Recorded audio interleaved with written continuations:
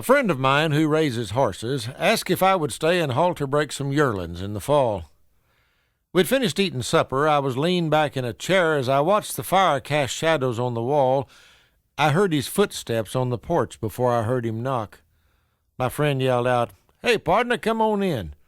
He had seen him coming up the drive. He recognized the truck and knew the lanky cowboy was a friend. His weathered features, gnarled hands, and bent bow-legged walk all told of life out on the open plain. His dress was plain and simple, but he held his head up high, and with hat in hand he told us why he came. He said he needed horses that could handle rocky ground. They had to have good feet and big and stout.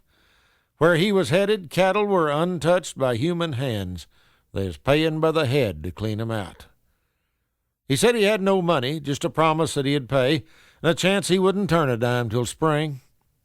He didn't want to borrow mounts. He'd probably wear 'em out.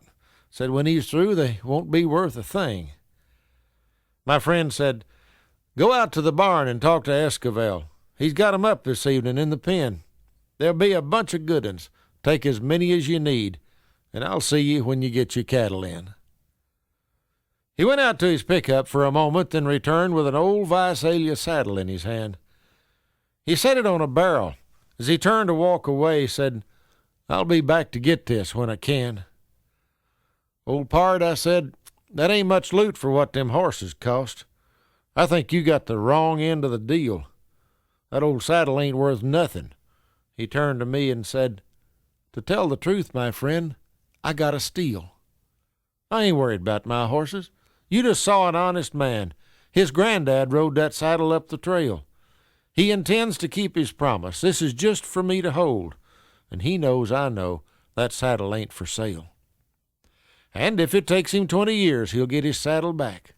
He'll whittle at the debt until it's right, 'cause an honest man will break his back protecting his good name. A thief will fade away into the night. You see the way he held himself with head and shoulders high? No doubt he carries his share of the load. He values that old saddle about as much as life itself, and I am proud to help him down the road.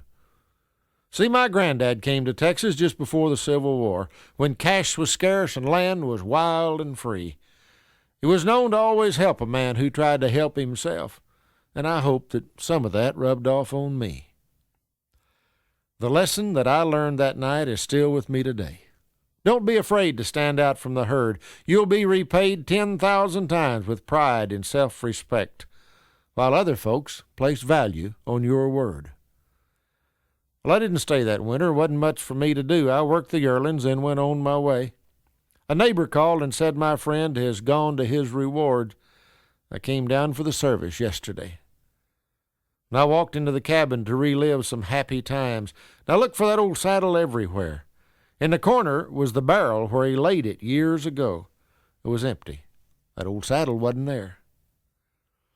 Inside the church we whispered and remembered our old friend. The preacher helped us all to recollect. And over in the corner sat a solitary man. With hat in hand, he paid his last respects. I never got to ask him if he got his saddle back, but I'll bet my Justin boots he made the trade. And when they get to rope and that big round up in the sky, the Lord will say, "Your entry fees are paid."